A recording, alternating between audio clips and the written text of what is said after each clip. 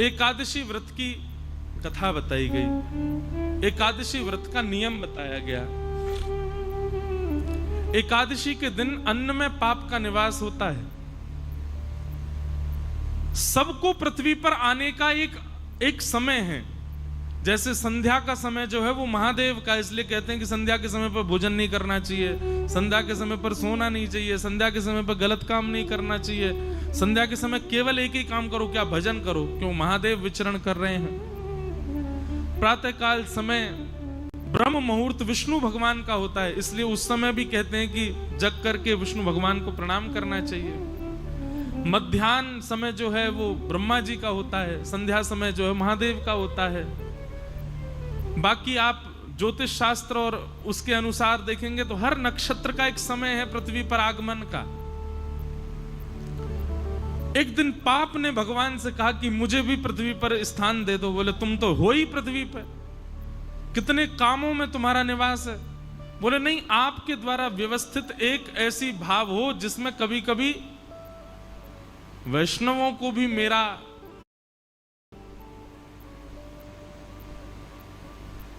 प्रकोप देखना पड़े, ऐसा कोई मुझे भी स्थान प्रदान कीजिए। भगवान बोले देखो, वैष्णवों को कभी पाप लगेगा नहीं, लेकिन फिर भी तुम्हारी ज्यादा इच्छा है कि हम तुमको कोई स्थान प्रदान करें। एकादशी के दिन अन्न में निवास करो, और एकादशी के दिन अन्न में पाप निवास करता है। लेकिन एक बात बहुत ध्यान से सुनिएगा, एकादशी के दिन अन्न पाने से पाप लगता क्या है। आपने किसी का हृदय दुखाया तो हृदय दुखाने का पाप लगेगा, किसी को मार दिया तो उसको पीड़ा देने का पाप लगेगा, गलत खाया गलत पिया तो गलत खान पान। एकादशी पर क्या पाप लगता है? पाप होता कौन सा एकादशी वाले दिन? बहुत ध्यान से सुनिएगा।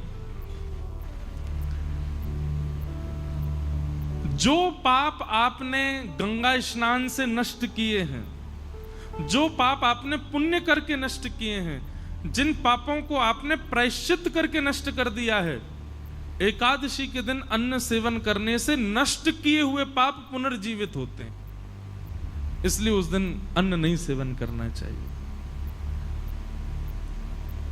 नया नहीं लगेगा, पुराना जो खत्म हुआ है वो दोबारा रिन्यू हो जाएगा एकादशी के दिन अन्न सेवन करने से। तो एकादशी न्यू पाप नहीं लगाती, रिन्यू करती है पुराने पापों को। इसलिए उस दिन अन्न सेवन नहीं करना चाहिए। पर छोटे बालकों को, वृद्धों को, और विशेष रूप से जिनका स्वास्थ्य ठीक नहीं है उनको एकादशी व्रत पर एकादशी के दिन अन्न खाने की छूट होती है। लेकिन उसमें भी उनको चावल नहीं खाने चाहिए, क्योंकि चावल तो है वो तो पूर्ण अन्न माना जाता है, वो पूर्ण अन्न का स्वरूप है, उसका तो सेवन करना ही नहीं चाहिए। वो ज्यादा से ज्यादा रोटी पा सकते हैं, सब्जी, चावल नहीं। ये तो था एक भाव कि एकादशी के दिन अन्न क्यों नहीं खाते। पर एक भाव मैं अपने मन से बताया करता हूं। एकादशी क्या है? हम सब भक्तों की, हम सब वैष्णवों की करवा चौथ है। जैसे एक प्रियतमा अपने प्रियतम के दीर्घायु के लिए व्रत करती है।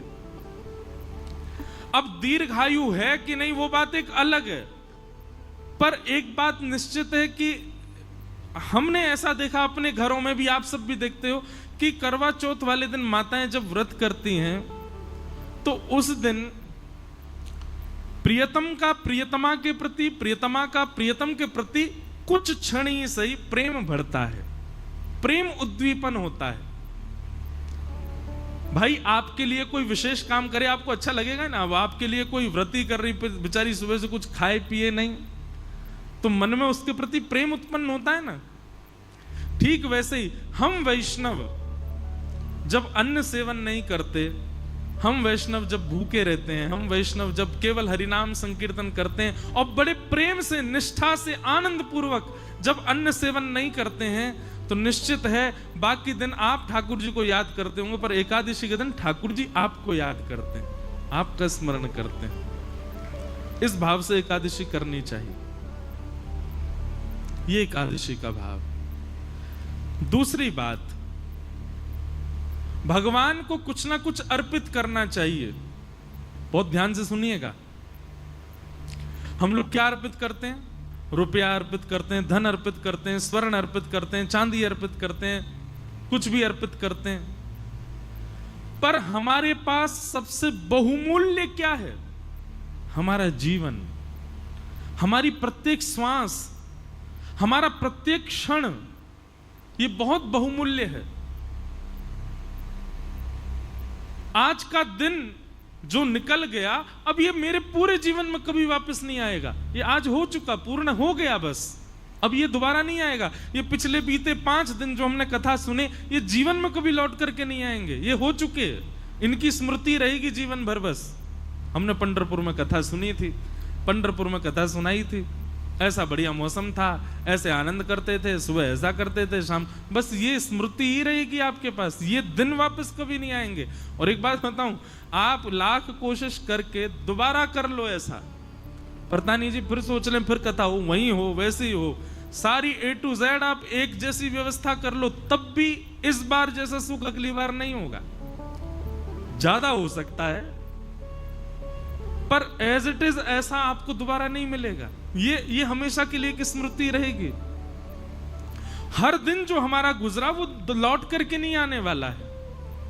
हर क्षण जो हमारा निकला, हर श्वास जो हमारी निकली, वो निकल चुकी है बस। पर एकादशी के दिन जब व्यक्ति निष्ठा पूर्वक, प्रेम पूर्वक, आनंद पूर्वक अपने दिन की शुरुआत करता है, उसकी हर क्षण, हर श्वास, पूरा दिन वो ठाकुर जी को अर्पित होता है।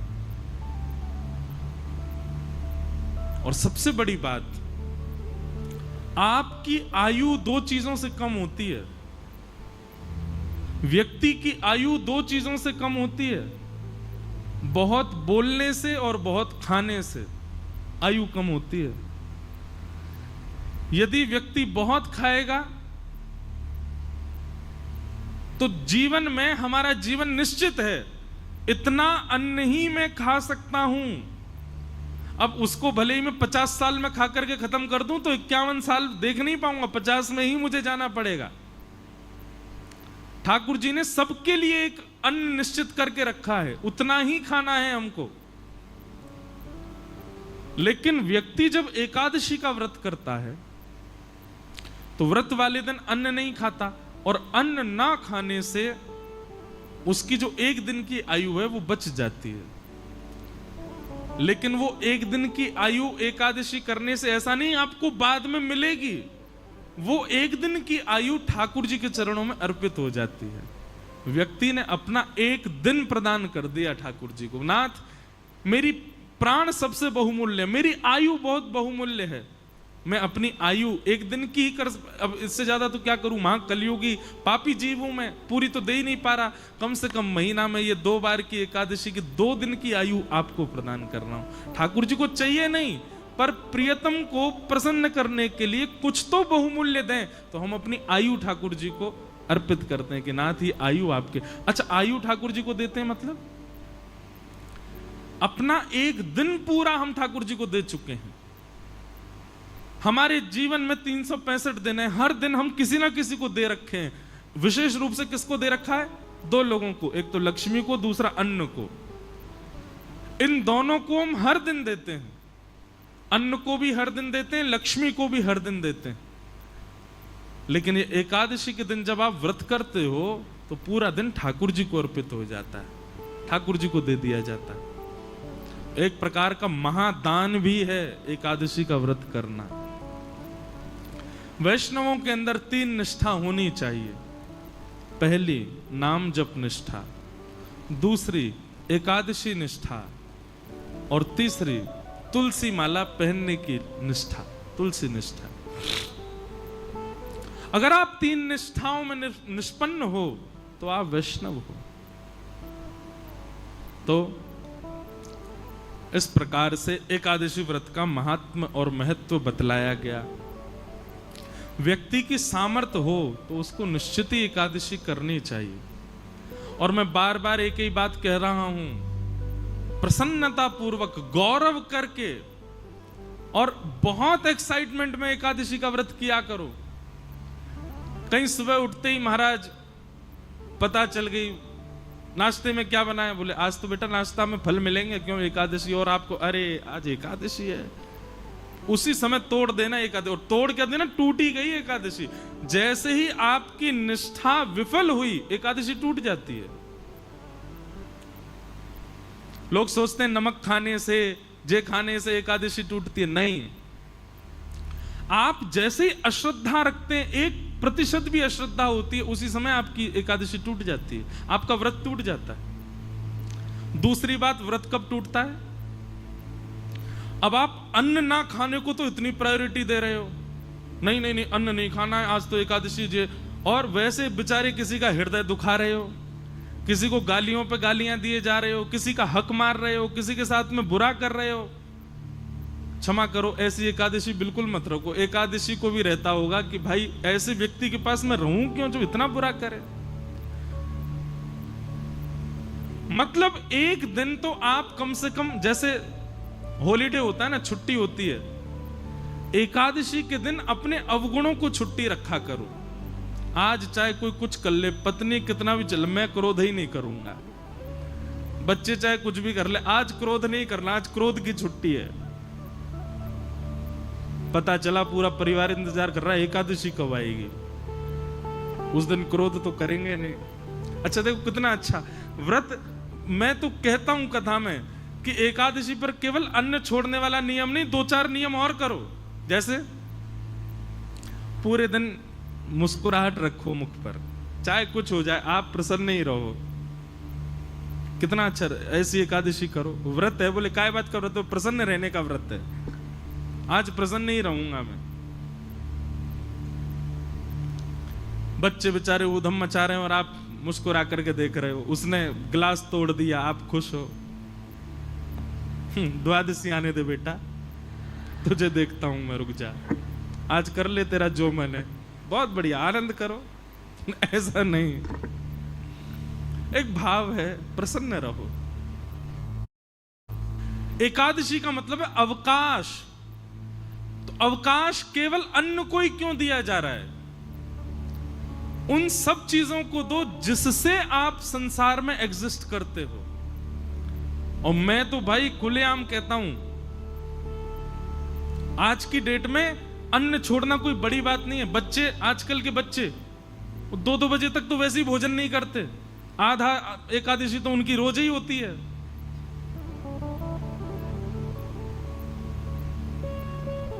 भूखा रहना कोई बड़ी बात नहीं है आज की डेट में। एकादशी का मतलब, व्रत का मतलब अपने एडिक्शन का त्याग करो। जिस समय व्रतों का निर्माण किया गया उस समय मानव का एक ही एडिक्शन था, भोजन। उसको यही रहता था कैसे भी भोजन मिले। सुबह उठते ही बच्चे घूमते रहते थे मां के पीछे, क्या बोल, पराठे बनाओ, भोजन। भोजन कर, नाश्ता कर लिया, उसके बाद भोजन कराओ, उसके बाद रात्रि का भोजन ही एडिक्शन था। क्योंकि उस समय इलेक्ट्रॉनिक्स नहीं थे, उस समय फोन नहीं था, उस समय इंटरनेट नहीं था, तो उस समय व्यक्ति पे है ही क्या, बस भोजन का ही वो पूरे दिन योजना बनाता रहता था। सुबह कहां खाऊंगा, शाम को कहां खाऊंगा। इसलिए व्रत के नियमों में भोजन का त्याग रखा गया। पर अब स्वरूप बदल गया, अब भोजन की जरूरत नहीं व्यक्ति को। अब तो इसकी एकादशी करो।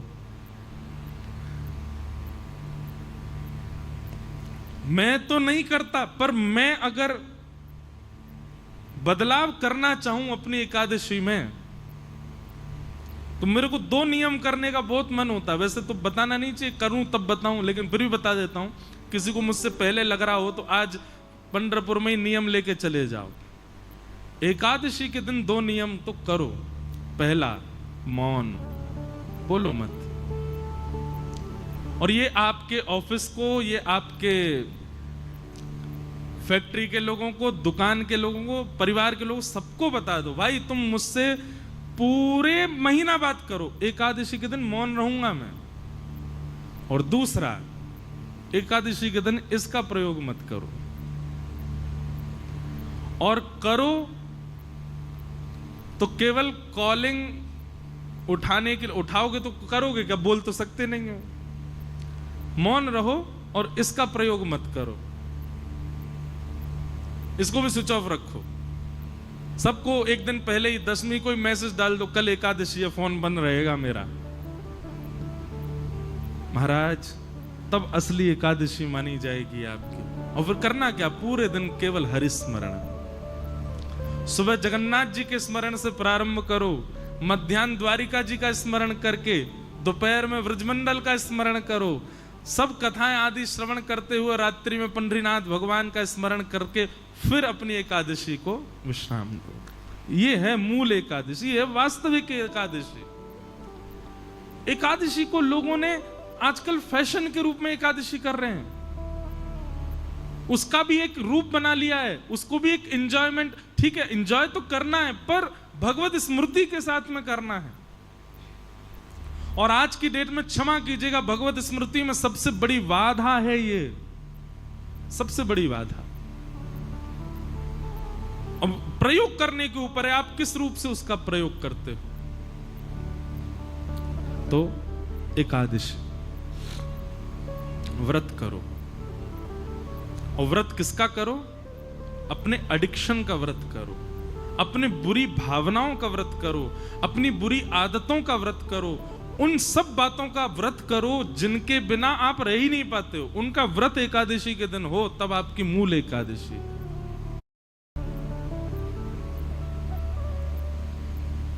और अंतिम बात, एकादशी व्रत में इतनी सामर्थ्य है कि यदि निष्ठा से कोई व्यक्ति एकादशी व्रत पालन करे तो एकादशी व्रत के प्रभाव स्वरूप एकादशी के ही दिन भगवत धाम परायण होगा उसका।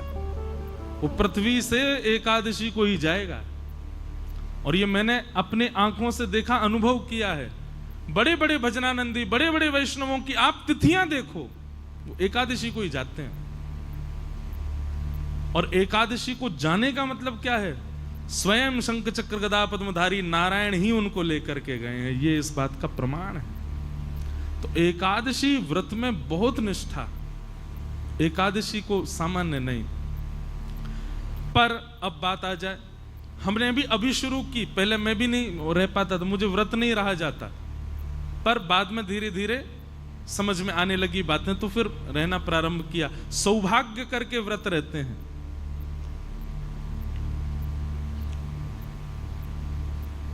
लेकिन अब कई जगह एकादशी निषेध है, जैसे जगन्नाथपुरी में वहां एकादशी नहीं होती। जैसे हमारे श्री वृंदावन के राधा वल्लभ जी मंदिर में वहां एकादशी का भाव नहीं। जैसे वृंदावन के बिहारी जी में, वृंदावन बिहारी लाल जी में भी एकादशी नहीं होती। हरिदासी परंपरा, हरिवंशी परंपराओं में एकादशी का भाव नहीं।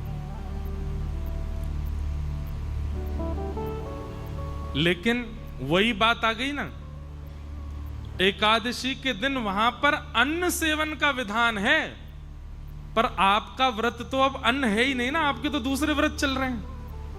आपको तो फोन का व्रत करना है, आपको तो मौन का व्रत करना है। तो कहीं आपने जगन्नाथपुरी जाकर के ये कहा यहां तो एकादशी है, यहां तो कोई दिक्कत ही नहीं है। नहीं, वहां दूसरे व्रत करने हैं, वहां अन्न का नहीं करना। अन्न तो पाना है वहां पर वहां ये दूसरे अपने बुरे विचार, अपने बुरे भाव, अपने बुरे एडिक्शन, आपकी जरूरतें, उन सब की एकादशी तो वहां कर सकते हो। अन्न का ही तो निषेध है, अन्न तो पाना पड़ेगा जगन्नाथपुरी में। पर ये चलाना कोई ऐसा तो है नहीं कि एकादशी उल्टी लटके, यहां तो फोन चला ही सकते हैं, ऐसा नहीं। तो चाहे राधा वल्लभ जी मंदिर में हो, चाहे हमारे बिहारी जी हो, चाहे श्री जगन्नाथपुरी हो, या और कहीं भी जहां भी एकादशी का विधान नहीं है, वहां अन्न सेवन की आज्ञा होगी। आप अन्न वहां पा सकते हो, पर बाकी की एकादशी इंद्रियों की तो आप वहां भी कर सकते हो, और करनी ही चाहिए। नहीं करोगे तो अपराध लगेगा। अच्छा, एक बात बताएं, अगर आपने ये सब बातें अभी हमसे नहीं सुनी होती कि एकादशी के दिन केवल अन्न नहीं बाकियों का भी व्रत किया जाता है, तो अभी तक आपको दोष नहीं लगता। लेकिन आज आपने सुन लिया है, अब अगर अगली एकादशी पर आपने ये व्रत नहीं किए तो दोष लगेगा। आप जानो आपका काम आप हो गए, गलत आए कथा में आज तो।